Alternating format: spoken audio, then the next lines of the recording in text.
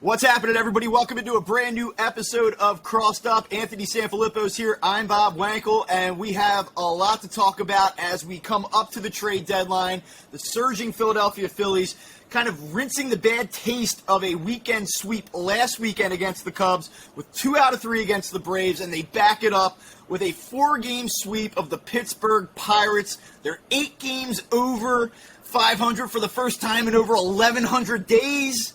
They're at the high water mark of this season. They control their playoff destiny as the calendar flips to August. And Anthony, I know that listeners come to this show to hear positive Phillies talk, to hear optimism, to hear sunshine and roses. And we are here, and this team is within striking distance of the playoffs with 60 games to go. So let's jump right into it. I know that you were out in Western Pennsylvania this weekend. Your observations, your thoughts, your feelings. Phillies are winning the World Series, right? Well, I'm not going that far, Bob, but I'll tell you, it was funny because both of my sons looked at me this weekend, and they said that I've completely gone off the rails. But my belief is obviously not only are they going to get into the playoffs, but that this team is built to last in the playoffs. It's built to sustain. And I'm not certain right now if there's a team that you look at and say, 100% Phillies lose to that team in the playoffs. I mean, I think there are teams that were obviously Phillies would be an underdog against. They'd be underdog against the Braves, the Mets, and the Dodgers. But I don't look at any of those teams and sit there and say, well, it's a guarantee the Phillies can't win a series against that team, especially if they add a third starting pitcher. If you add another starting pitcher, I put the Phillies pitching staff up this season, not career, but this season, against anybody in the National League. And so, therefore, I think that this is a team that has the ability not just to get into the playoffs, Bob, but to get in and be in it for a while, and maybe win that first round and maybe even a second round and get to that NLCS. I think that the team is good enough. I think that there's enough talent here. I would like one more starting pitcher. I would like that kind of. I'd like there to be a little bit more consistency with the offense overall. But you don't do what this team's done since Bryce Harper went out. You don't win as many games as this team's won without the MVP of the league if it's not a good team. You just don't. I don't care that they played the Pirates who stink and swept the Pirates. Last year when you had Bryce Harper, they lost this series. Yeah. Or split it or whatever. These games are not that's not happening with this group. There is a confidence level with this group. There is a belief with this group. There is a level of talent with this group that is different than anything we've seen in the past few years when maybe we might have bought in at some point and came up with fool's gold. This is a different team. So it's interesting. If you've been listening to this show for years or just jumped in this season, you know that, and we always talk about this podcast tends to slant a little bit on the negative side. We tend to be a little bit critical. Things are going well. We're the yeah, but guys. So it's interesting to kind of lead into this show with you talking about not only is this team a postseason team, but that if it gets there, it's going to do damage. Someone said to me over the weekend, because let's be honest, both Friday and Saturday, and hell, even to a degree, Thursday night got kind of weird. It wasn't always pretty, but they found ways to win. And so one of my friends sent me a text message, and they said, I'm not sure if this is a good team, but it is a resourceful team. It's a resilient team. And, I mean, listen, I think everybody would acknowledge that the top of the starting rotation stands up. It plays against competitors in the National League. I think that we all understand that there are parts of this lineup that we like. The bullpen has been so good for 2 months now.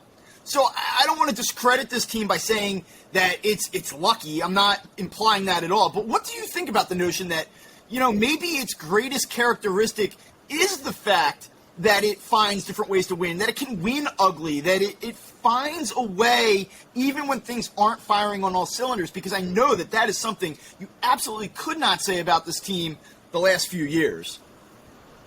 So when things are ugly and you find a way to win, I think that speaks more of your team as a good team than it speaks less of it. It doesn't mean that, look, every team needs a little bit of luck, right? Every team needs a little bit of resilience. Every team needs to win games ugly sometimes.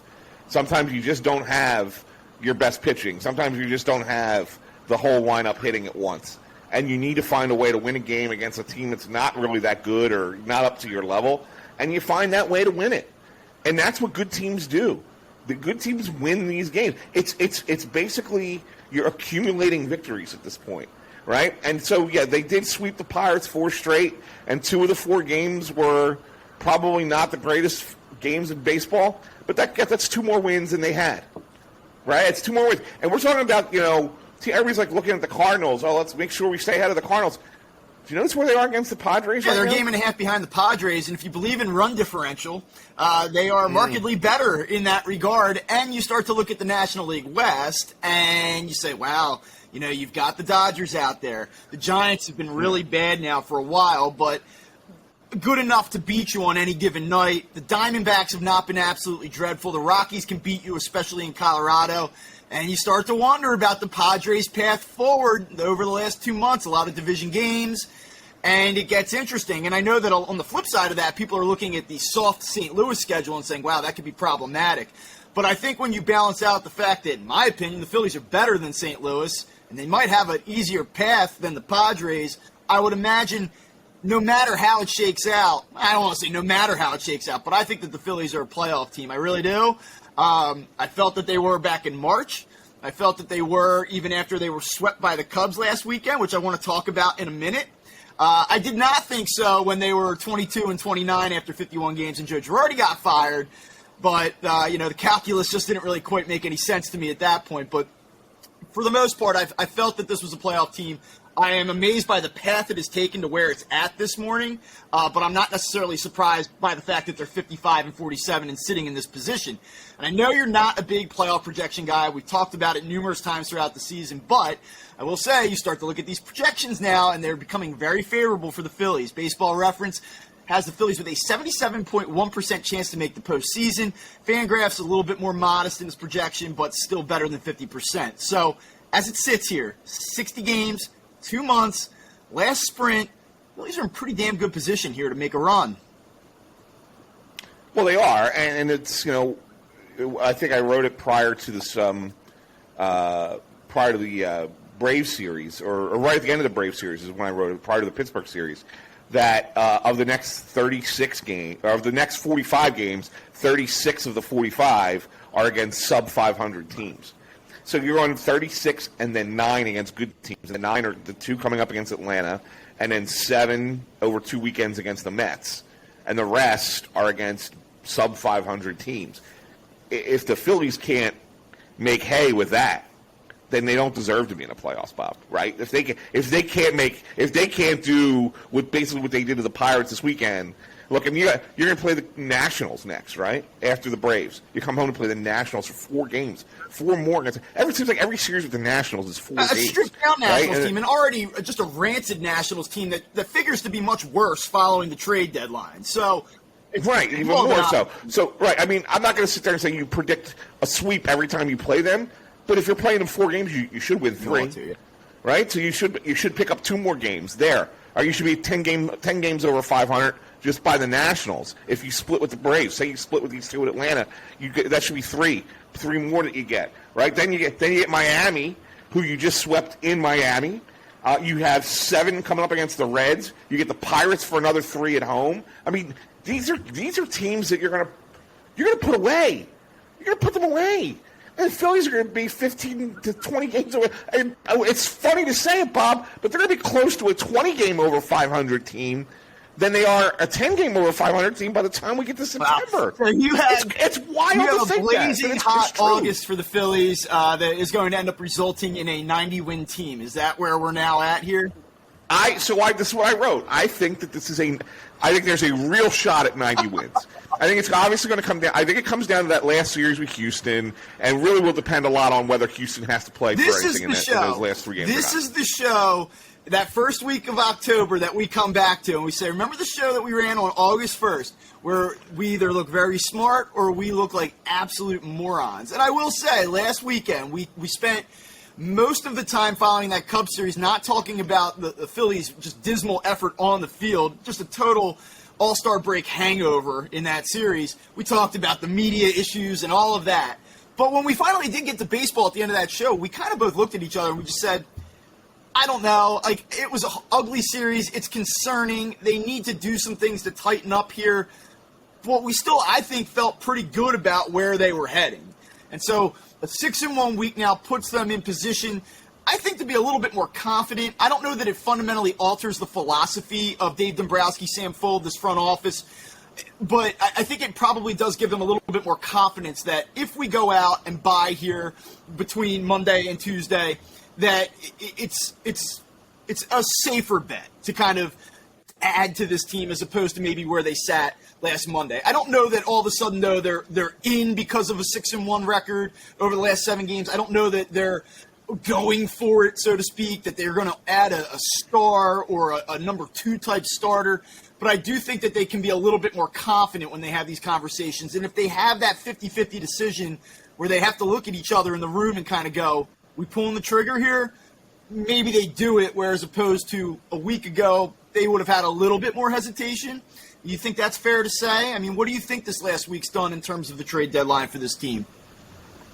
I think that this last week has to tell you that if there is a debate over whether or not you should move that package to get that player that you think can make you be a difference maker, you do it.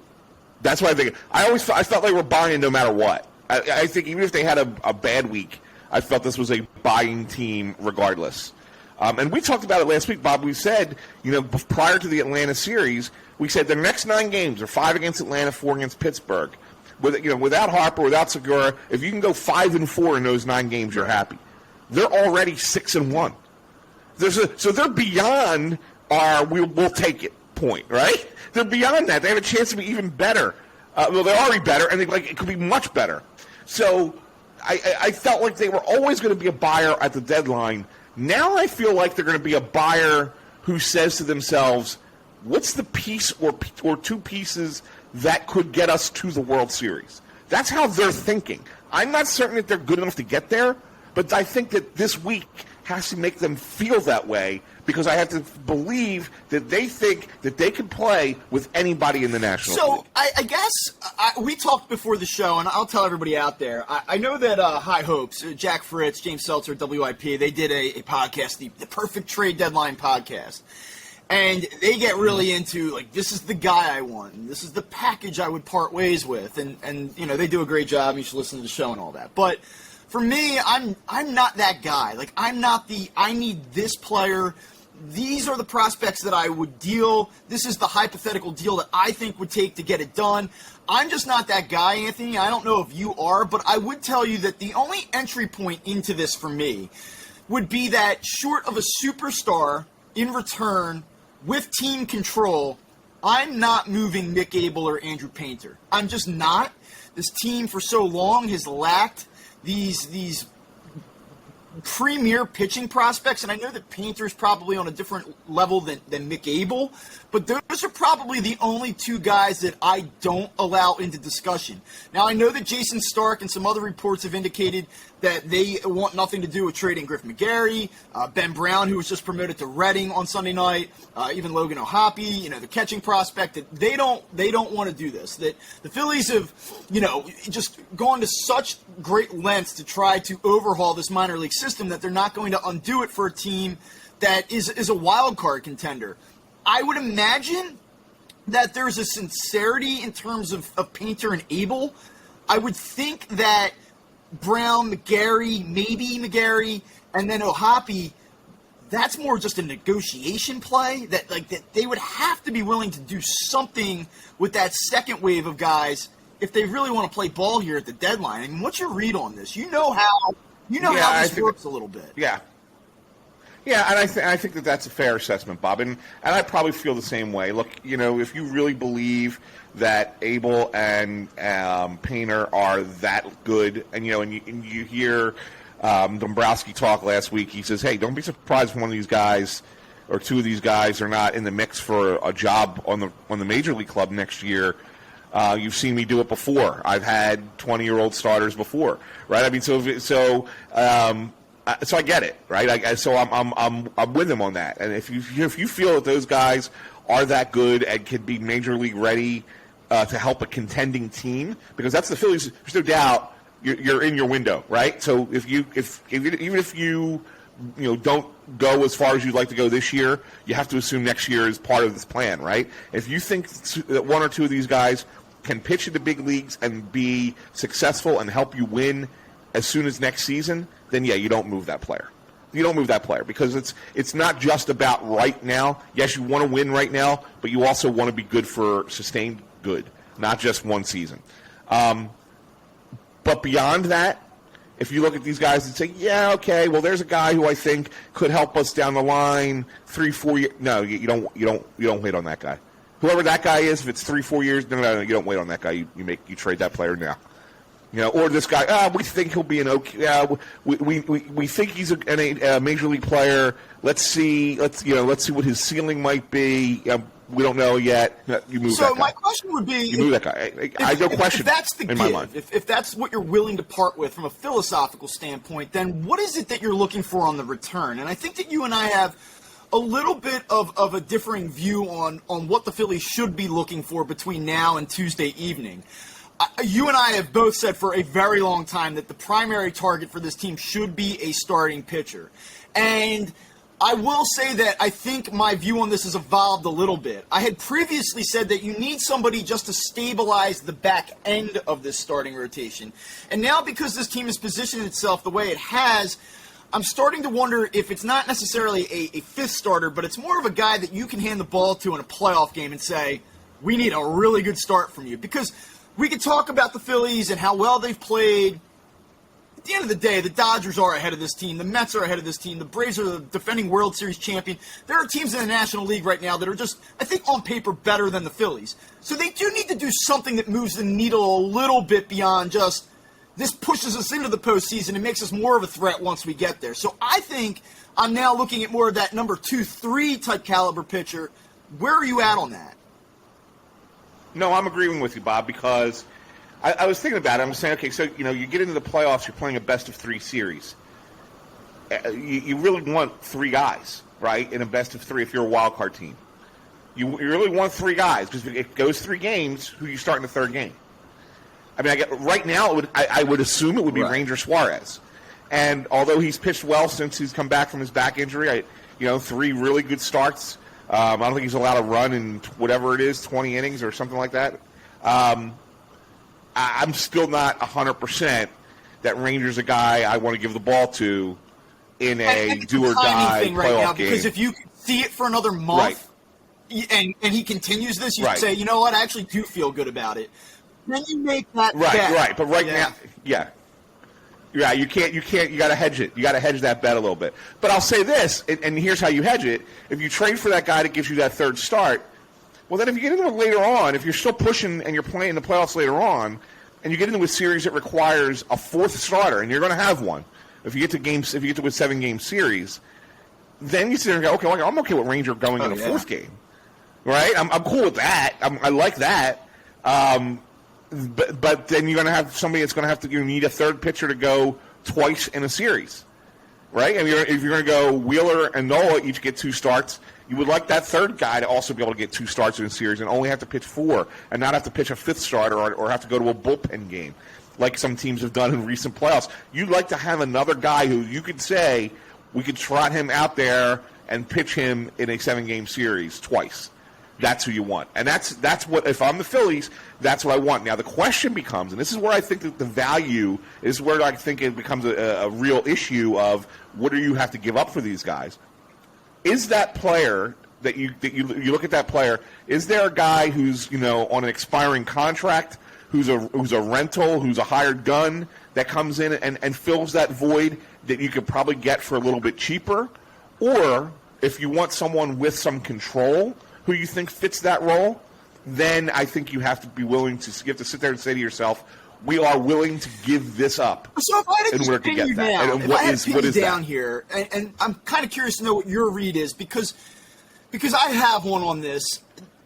There's this idea that Dave Dombrowski has been very aggressive throughout his tenure as a general manager, team president, multiple stops.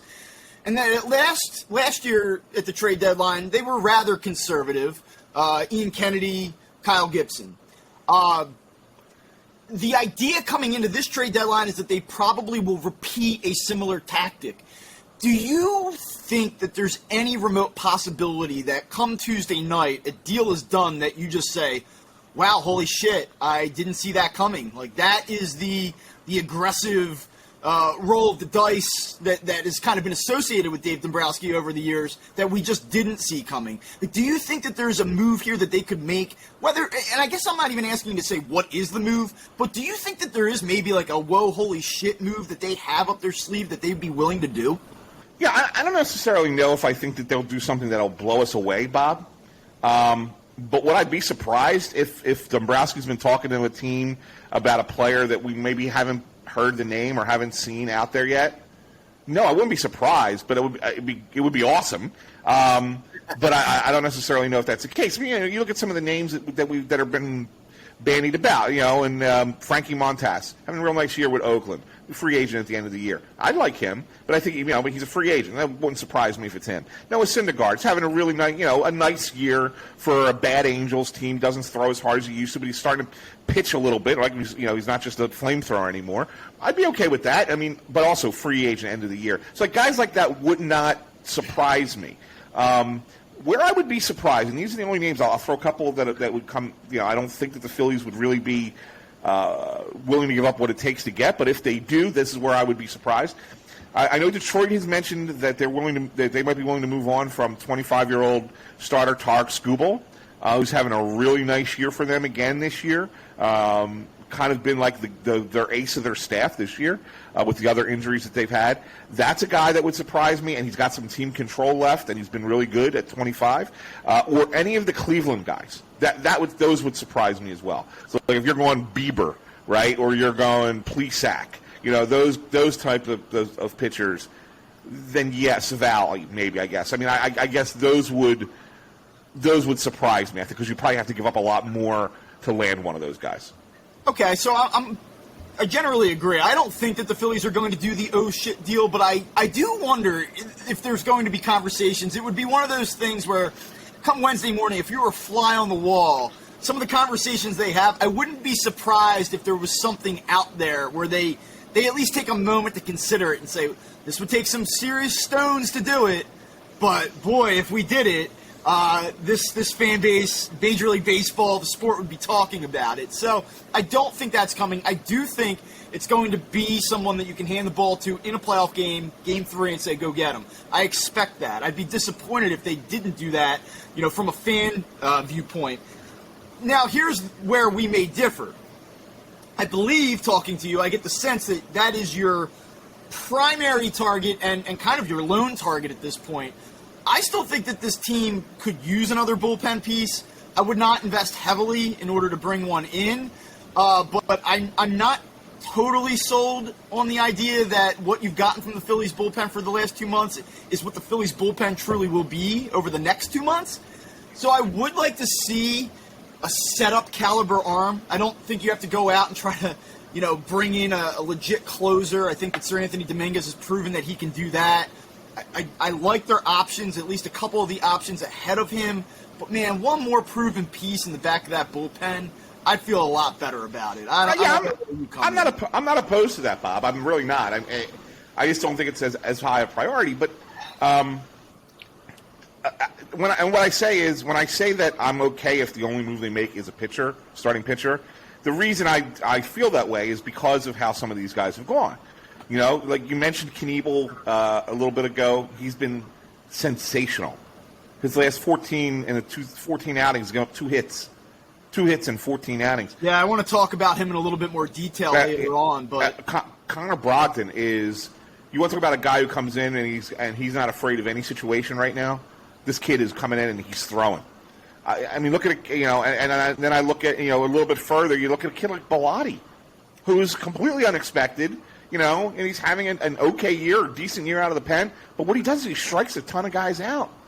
I think he's over 13 strikeouts per 9 now. And you can rely on. You go back to June 1st, which is obviously right around where Rob Thompson takes over for Joe Girardi. Yeah.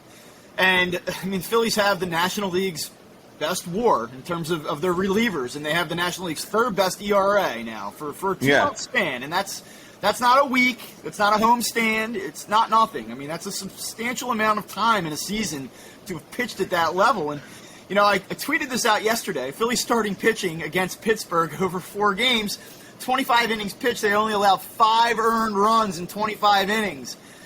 Yuri's Familia, in less than 2 innings pitched, allowed 6 earned runs. And so I know that every bullpen has one guy that if you took his numbers out of it, it would look a hell of a lot better. But if you remove Familia's numbers from this bullpen over the last 2 months, it would almost be spotless. Because that guy is a raging dumpster fire, and we could probably talk a little bit about him later on. But one of my hopes I have at the trade deadline is that he is no longer on this team after it. And as a guy, and we're not totally fans here. I mean, listen, we go down and cover the team. I think it's sort of unprofessional to say I want this guy to lose his job. As a human being, you never want to see people lose their jobs. But I think from an objective standpoint, he does not warrant a spot on a major league roster. And so it's nothing personal. And I know Rob Thompson's talked about how he's run into some bad luck and that he's so good in the locker room or the clubhouse and that there's impacts that he has beyond on-field production, then okay, make him an assistant bullpen coach. Make him an assistant pitching coach then if you want to do that, because he can't pitch. And there's no way that he can pitch for this team down the stretch. He almost lit that game on Thursday night on fire, and he almost did the same thing on Sunday afternoon. I mean, you're handing the guy 6-run lead, 7-run lead, and he turns it into a circus. I mean, there's no place for him on a major league roster after tomorrow. If they hold on to him, holy shit, man. I understand you invest a lot of money in a guy, but talk about a team that's trying to make the playoffs. It would be indefensible for him to be on this roster at the end of this week. Yeah, I agree. I agree with you. But the one thing I think that the one name I kind of think flies under the radar and we forget about. Again, we talk about Harper and Segura coming back. Sam Coonrod. You got Sam Coonrod. Now, he's not Sam Coonrod's not the be-all, end-all, but I mean he's certainly another arm that throws 97, 98 in that bullpen that has had a couple of stretches of really good baseball in his time with the Phillies, so that you have him coming here in the next week or two. Again, that's another nice addition to this bullpen.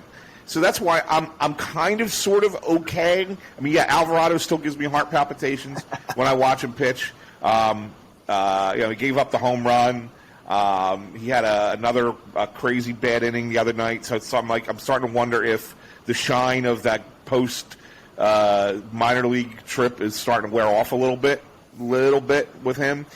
So maybe I don't trust him as much in those high leverage situations. And that's where I think the improvement could come. Even Brad Hand, as good as he's been, he's better against right-handers than against lefties. So maybe you could use another lefty arm out of the pen and get one from somewhere that that maybe is just a guy. Another addition. I think in a perfect world we'd say sure, you obviously want another back of the bullpen guy, another high leverage guy. I think when you just look at what the Phillies trade capital is going to be, how are you going to allocate the conservative approach? They have a limited amount of resources they're probably going to be willing to part with here. So how do you allocate those resources to optimize the return? And so that's where I think you say, yeah, sure, I would love to add to this bullpen, but can they reasonably do it if the primary target's going to be a starting pitcher? Which then kind of plays into the third and final point. I am a huge proponent that they add a center fielder that can hit from the left side. And if it were Odubel Herrera from April 1 to May 15th, I would say maybe that's sufficient. But given what he has been now for the better part of 2+ months, which is very underwhelming, I don't want to see Matt Vierling out there every day in center field. I just feel like a left-handed bat that can give you competitive, professional plate appearances would be extremely useful for this team. And I understand the offensive help they're going to get here this week with Gene Segura, and then maybe at the end of this month, beginning of September, with Bryce Harper's return. But I really would like to see another outfield bat that can hit from the left side, and I don't know where you fall on that. But yeah, I would. Would I like it? Yeah, I mean, sure. But again, like you said, with limited draft capital to move, or I should say draft capital, with limited prospect capital to move. It's down my depth chart of thing. It's like, yeah, if they can get it, great. If they can get it, awesome. If not, I'm willing to go to war with what I have. It's not the greatest, it's not the best, but if I have to go, if you say to me, you have to go, we got you the top end starting pitcher, we added to the bullpen, but we have to go Vierling, Herrera, platoon, to bat ninth and play center field. I deal with that. I'm okay with that. I don't get frustrated that they didn't fill that one. You know what I'm saying? That's kind of where I am with that. It's like, yeah, if we could get it, if we could get an upgrade there, I'm all in. But if we had to rank it, it's third on the list. And if they don't get it done, it's the one where I could, every team's got a hole of some kind. That's not the deepest hole in my mind. I think that's pretty fair. It's interesting that we're talking about this right now. You mentioned Bryce Harper goes down and just how well this team has played, and it's a sign of a good team. It's a sign of a team that's been able to rally at times. Different guys have helped this team stay afloat for different stretches. Obviously, Kyle Schwarber in June was huge. He's had some big home runs in July. They don't get to this point, though, without the resurgence of two players, and just unbelievable Julys from both players. And the first I want to talk about is Alec Boone, because not only has Alec Boone had a 20-game stretch here that has changed his numbers from this season, from being substandard, lackluster, concerning to borderline amazing, but I think it is also now maybe changing the perception of what the player could be long term. And so I think the question that we have to ask ourselves here as the calendar flips to August is, do you believe what you saw from Alec Boone in the month of July? And I mean, I think we all kind of get the numbers. He hit over 430, the OPS was over 1,000. Starting to drive the ball into the gaps with a little bit more consistency. I mean, we've seen Alec Boone have multi-hit games where they're broken bat flares that dink into right field or four hoppers through the hole on the left side. We're starting to see the ball be driven with more authority, though, now. And I think we would all agree that the defense is not good enough to offset mediocre offensive output. But now you're talking about a 300 hitter, OPS starting to trend into the mid-700s. The trajectory seems to be going in a positive direction. So what do you make of Alec Boone right now? Well, I've been looking at Alec Boone his whole season, in all honesty, and not just July. Obviously, July has been the reason we've been looking at his whole season, right? But I went back and looked at it, Bob, and yeah, he had a couple of stretches early in the year where he was not great. But if you look at it month by month, in April he hit over 300. In May and June he hit 254, 256, and in July he hits 430 something, right? So, did he really ever have a bad month? He's also a guy, though, that was pulled off the field for stretches of time where it was like, they got to get this guy out of the lineup. I mean, he's unplayable at third base. He's not hitting at all. I mean, like... That was early. It was early in the year. Early in the year. Yeah, okay, and that's what I'm saying. So, like, I look at it and say, they stuck with him, they gave him a chance, and now they're reaping the benefits of it. And yes, there's a different... The July Alec Boone is certainly a different guy than the April, May, and June guy. He's been far more aggressive at the plate. He's been on top of fastballs really early in counts. He's not getting himself into bad counts. And that was one of the things that I was frustrated with when I would watch him and be like, I like his two-strike approach, but why is he constantly in two-strike counts? Like, he should never be. Like, he was taking a lot of pitches that he really shouldn't have taken. And now all of a sudden he's the kind of guy that's like, you know what, I'm just going to go up there and I'm going to be aggressive early in the account and take advantage of it. And in the last 36 games, he's had 18 multiple hit games. 18 multiple hit games in the last 30. That's unbelievable in a lot of. I mean, how many guys anywhere in baseball put up 18 multiple hit games in 30 out of 36? Okay, so that's really good. So yeah, I liked what he's doing. I like his. I just like that his confidence and his aggressiveness have gotten him to where he is. And then if he does get himself in a two-strike count, he can rely on and lean back on the fact that he's been a good two-strike hitter all season. even when he wasn't as hot as he is right now. So I think that's great. And so I'm on board with it. And I'm not sure that I'm on board with him as top of the lineup guy, hitting third right now, and that's great, and that's wonderful. But when Harper comes back and you have to drop him further back down the lineup, if he's hitting 6 or 7, come on, man, you could get a lot worse from that spot. And yeah, he's not a good defensive player. I will say that he's been better than he was. He was awful. And now he's kind of getting closer to average, he's right? I mean, he's still not there. He's still below average. Is the way he's below average still, but he's not. He's getting closer to average. So he's made some flash plays. He's made some plays where, including in Pittsburgh the other night, a little slow roller up the line, comes charging in, bare hand across the infield, gets an out. I mean, he's been better. I would not say he's even average. I know that some people, like, the narrative here has been, well, he's actually made himself into a serviceable third baseman. And I'm like, if the word serviceable is meant to be, like, playable, like, slightly below average, I'll go for that. But, like, the defense is not grayed out on a consistent basis that he's average or even slightly above average at this point. But I do want to put the 299 in context. When he gets his 4th hit yesterday, there was a period where he was hitting 300 on the nose. He is 8th in the National League right now in batting average, and he's like 7 percentage points from being within the top 3 behind Paul Goldschmidt and Freddie Freeman. It's those two in a class above everyone else. I believe Goldschmidt's at 328, Freeman's at 325, but everybody else is kind of hovering just a shade over 300. Like, we're talking about Alec Boone being a couple hits away this week, early on in the week, from being the owner of one of the National League's 5 best batting averages. I mean, that's insane to me that we're talking about this right now.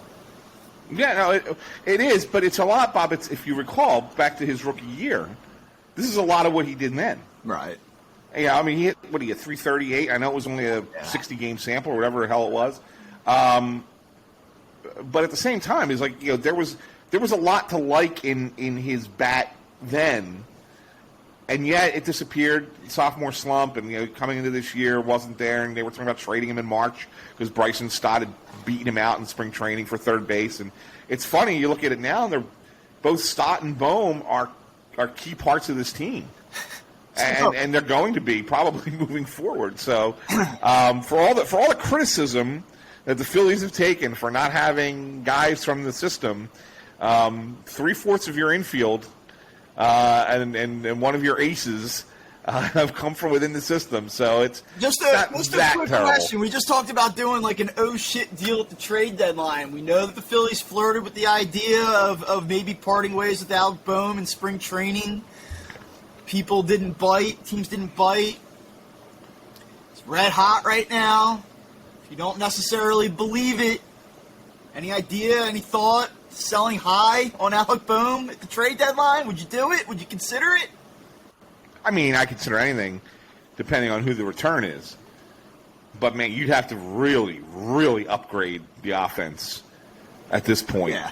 And with somebody that's more than just a rental. I asked just as a thought. I mean, listen, you would do any deal for the right return, but I don't foresee them doing that. I'm just kind of having fun with what a time for him to get hot, though, right? Right as we approach August 2. It's just out there just off in the distance, just an idea flickering off in the distance right now.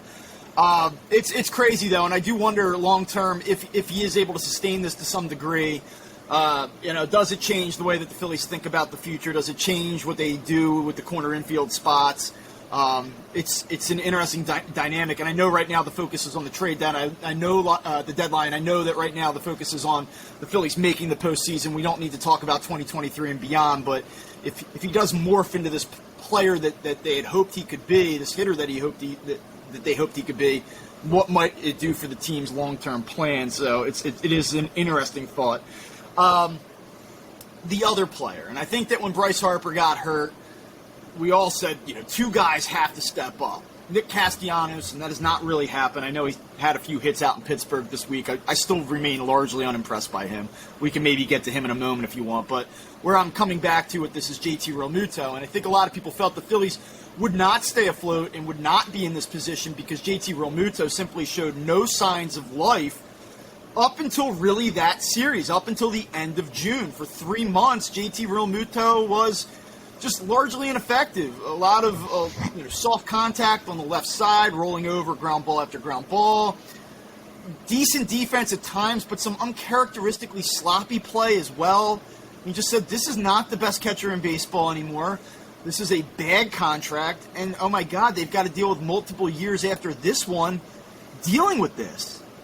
Now, all he's done over his last 20-plus games, 22 games I think he's played since Harper went down, he's hitting almost 350. Again, a player with an OPS almost over 1,000 since the Harper injury.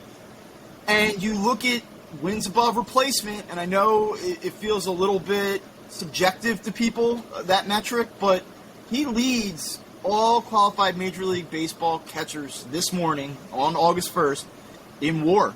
And by that grade out, he's the best catcher in baseball. Now, Alejandro Kirk, Wilson Contreras, they're having superior offensive seasons to Romuto at this point. When you assess the total package, you could make an argument that this season JT Realmuto has been the best catcher in baseball. So, I mean, the Phillies are not where they are at this morning without what he has done for the last month plus.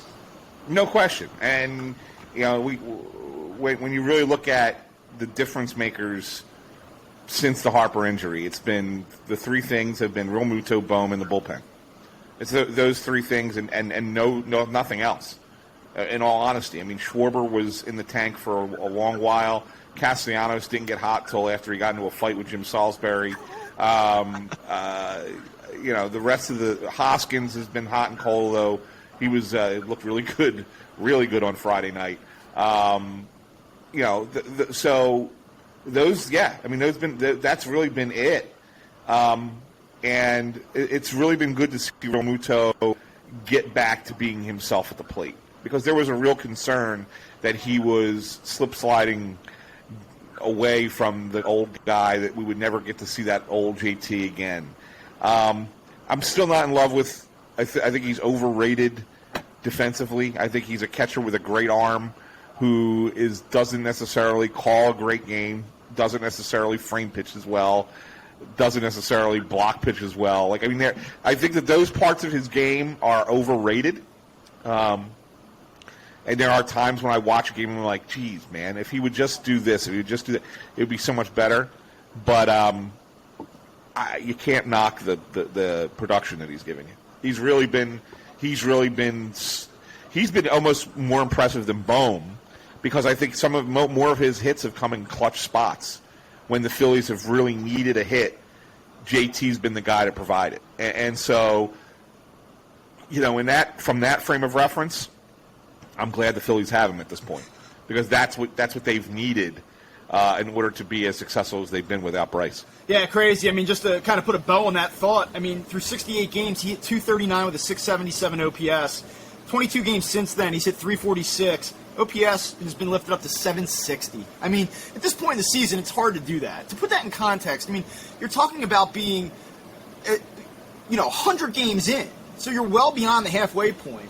So to move the needle to that degree this late in the year speaks to just how good he's been. I mean, and I know a lot of that damage was done in Pittsburgh over these last 4 days, but he was awesome. And it kind of just draws back to what we were talking about earlier.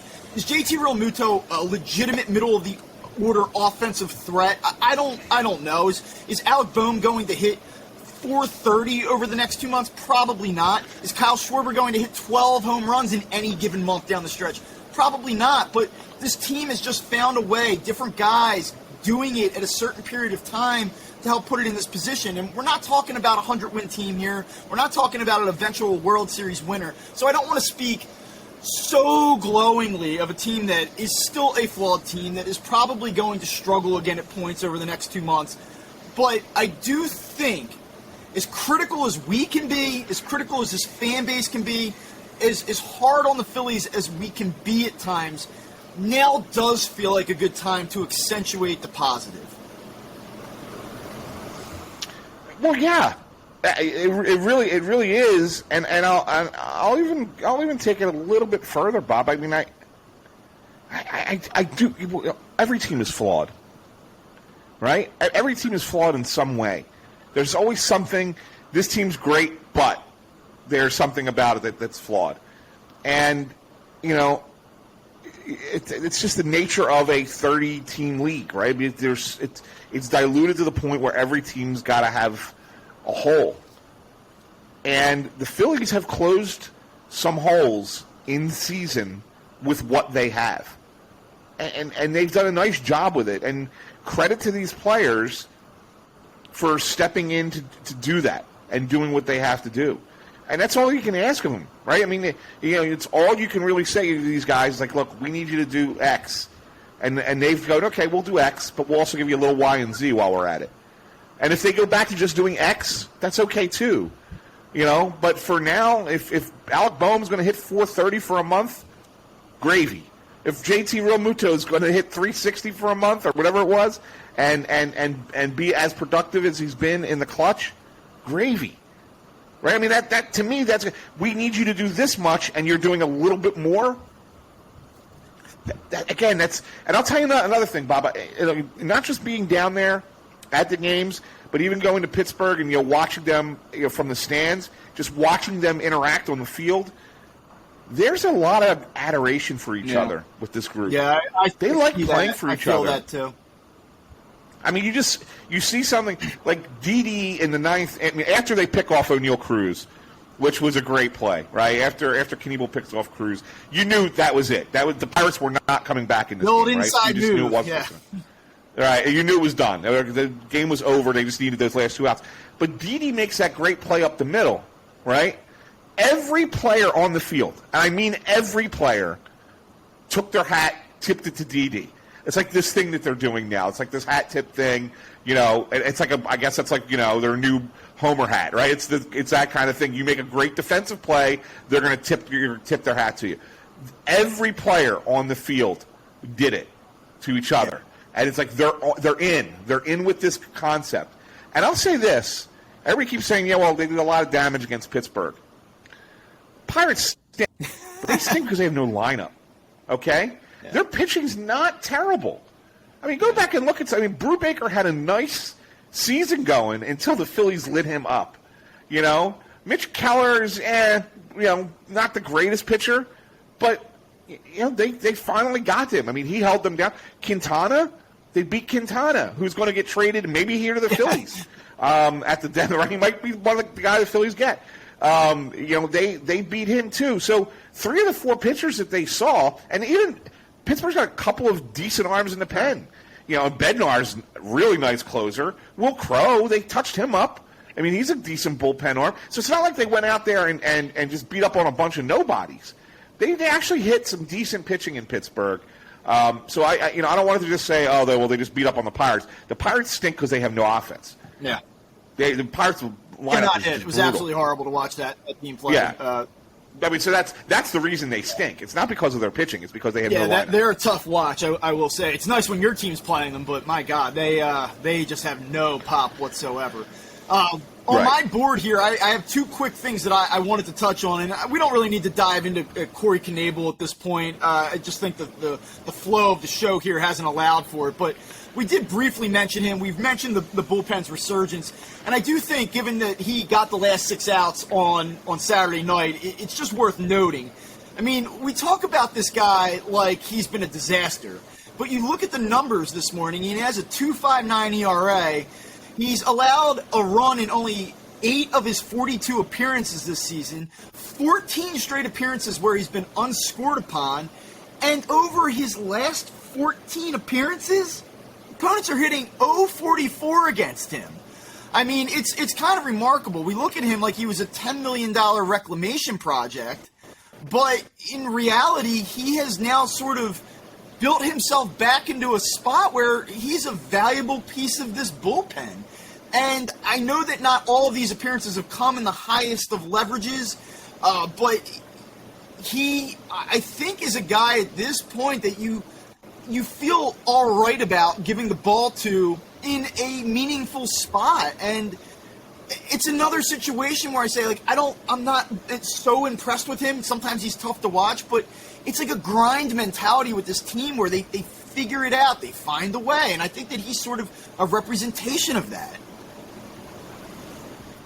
Yeah, I got to give him credit. I mean, we killed him on here. I mean, he was a month horrible. ago, right? I mean, horrible. Yeah, we killed him. And I was like, I was almost ready to be done with him. I was not quite like get him off the team, but it was like I can't see him in any kind of high leverage situation. And then he worked his way back. And what he's done, Bob, is he's got a little more life on the fastball, a little bit. He's up 97, 98 was when he was thrown in Pittsburgh. But the curveball is the most important thing. He's getting it over for strikes. And when he was before, he couldn't. That curveball was in the dirt nonstop. He couldn't, and everybody was just like, I can't. I'm going to spit on it. I'm just going to sit on the fastball, and if he throws it for a strike, then I'm going to swing. And we could time a jet plane in Major League Baseball, right? I mean, it's the hitters. That's how they are. So they'll figure it out. So the curveball getting over for strikes, even if it's just more like a show me kind of thing, but it gets him ahead. That's the difference with Knievel. And it's been working for him. And I think it's interesting. It's kind of, I guess we got to give credit to Caleb Cotham because this is what's turned Alvarado around as well. Even though like I said, he got a little leaky lately, but he started pitching backwards. He started pitching with the off-speed stuff first, and then the fastball second. Set up the fastball. I think that's kind of been a nice approach for these guys in the bullpen, who've been a little bit wild, a little bit inconsistent, and it's worked. So the only guy it hasn't worked for is Familia. But yeah, I mean, it's good. And so if I'm looking at it and I'm saying, all right, we're locked into Dominguez as our closer, and if he can't close because he's pitched 2 days in a row, all right, well then I guess Knievel can be the guy, right? And we kind of like Brogden kind of being that, that fireman to come in when things are dangerous, no matter what inning it is, right? He's kind of like the guy that comes in and gets out of a jam. Okay, cool. And Brad Hand is your reverse lefty. Okay, we like that. And Knievel's got to kind of become like, your 7th, 8th inning setup guy, really. And again, when you need strikeouts more than anything else, especially against right-handers. I mean, he's been really good in that role. I would if the Phillies are going to add to the bullpen, I hope it's a lefty. That's all.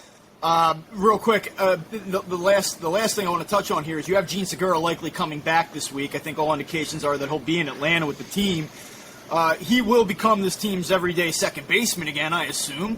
What does this mean for the Phillies infield? Because I think that when Gene Segura first went out, you figured, well, when he comes back, Alec Boone doesn't warrant playing every day, so there will be an opportunity for Bryson Stott to play some shortstop, play some third base. The way things are going right now, Alec Boone's not coming off the field at third base. So the question becomes, what happens at shortstop? And off of that, I guess I do want to talk a little bit about the one trade that the Phillies did make, which has resulted in Johan Camargo being sent down to AAA.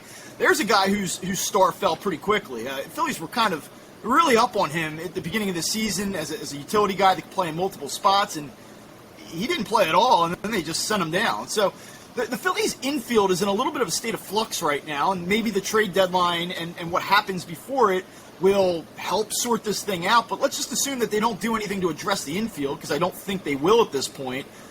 How do you see this thing playing out at shortstop? Because Didi Gregorius made some key defensive plays this weekend. He had a couple hits. Do you think that the Phillies kind of skew toward the veteran leader who is showing some signs of life at the plate? Or do they skew towards the young player who is finally starting to figure it out and has also played a really sound defensive second base? They're both left-handed hitters. How the hell are they going to manage this thing?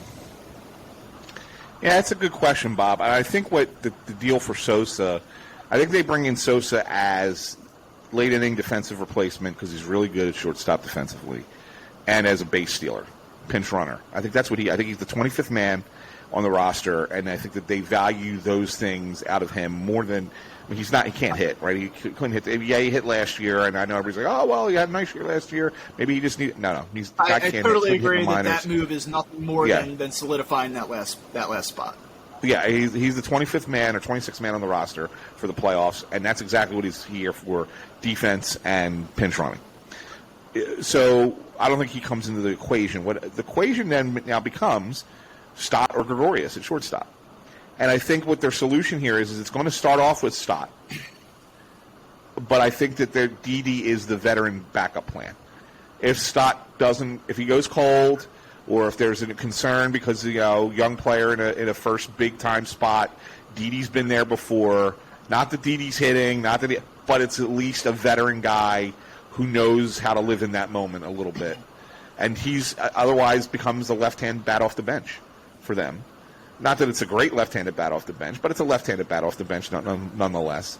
I think that's kind of how it plays out. And, of course, you need to give Bohm a game off. You can play them both against a righty. You can play Gregorius at short, Stott at third. Segura might need a couple, might not be able to play every day right away. They might want to give him a game off here and there, so you can still play Stott at second and Gregorius at short. So I think that there's some opportunities will exist, and maybe you want to give Bryson a game off and give Didi out there. I think Didi will get his games here down the stretch, but I think that the plan is going to be primarily Segura, Stott, and Didi maybe getting, you said there's 60 games left. If Didi starts 15 to 20, I think that's probably what you're looking at, and Stott getting the rest. That's probably what it is. I'm very, very curious to see how that shakes out. I would imagine they will lean Stott first. I do know that there's probably considerations, though, where you're talking about a veteran presence, a guy that generates a lot of respect within the organization. So there's a lot of pride there, and say, hey, we're in the middle of a pennant race, and now we're gonna sit you down. Then again, he had control over that situation, and the fact that he just cannot drive the baseball with not only any consistency, he just can't drive the baseball, period. What do you do there? And I think it's a pretty obvious answer, at least right now. I think that the plan is what you said it is, and then having that insurance policy to back it up. But it's, I think, a little bit of an uncomfortable mix, and I do wonder what the level of buy-in from the veteran player will be when that's how it goes down. So something to keep an eye on. That is it for me. I don't know if you have one last thing or anything else you want to hit on. Of course I do. Of course I have one last thing, Bob. How can I not have one last thing? And this was kind of, concerning for those of us in the Philadelphia area, especially those of us in the South Jersey area. Mike Trout ever going to be Mike Trout again? That back injury is very concerning. Injury is, the quote that really got me, and now they're saying that it sounds like he's going to be able to get back at some point. He talked to a specialist, but here's what the quote that he said: "It went from my career is over to hopefully I'm going to play soon." It's it's like, how do you say that? My career's over to hopefully I'm going to play soon. Like, that doesn't sound all that promising. No. Because not only, even if you do come back, even if you are able to come back and play, can you ever really be the player you were? I mean, I've never seen an injury where a player was being told you're never going to play again, and then all of a sudden be able, oh yeah, you get back out there, and then be able to be at the top that of your guy. game I mean, yeah, all over again. Anytime that terminology comes into play, career altering, potentially career threatening, and then to come back and be Willie Mays, to come back and be Mickey Mantle, I guess, it's hard to say. Now, he's had a decent year. I mean, he's hitting only 270, which by his standards is concerning, actually. But you look at 967 OPS, it looks like here as I'm pulling up his stats. I mean, he's obviously still one of the game's elite players, but yeah, I mean, you do have to wonder and worry about what he's going to be. And you can have the conversations about, is he an ambassador of the game? Has he been marketed properly? How can baseball's best player, a generational talent, just not really be that much of a difference maker in terms of evolving and growing the game? Is he rotting away on a just terrible Angels team yet again? Like, you can have all of those conversations, but you still want to see the guy get another 9-10 years at an elite level and become one of the game's all-time best, and that's being threatened right now by what's going on with him. So, yeah, I mean, hell, it's definitely a concern on a lot of different ways.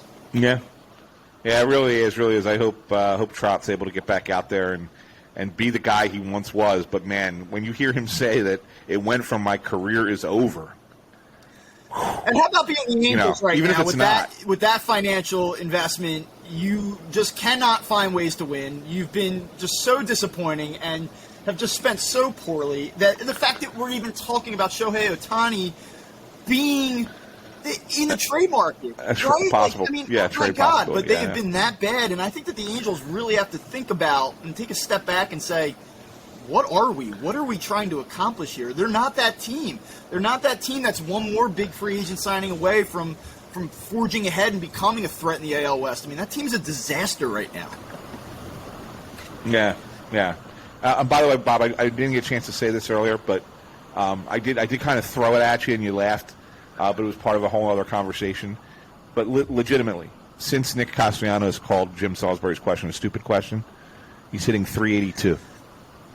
I don't want to come across like I have some like bias against Nick Castellanos or anything. I mean, I think there was nobody in this region that was more up on the Nick Castellanos signing than I was. He was the guy that I was like, oh my God, he's a doubles machine. He's a force in the middle. He's got fire and all that stuff.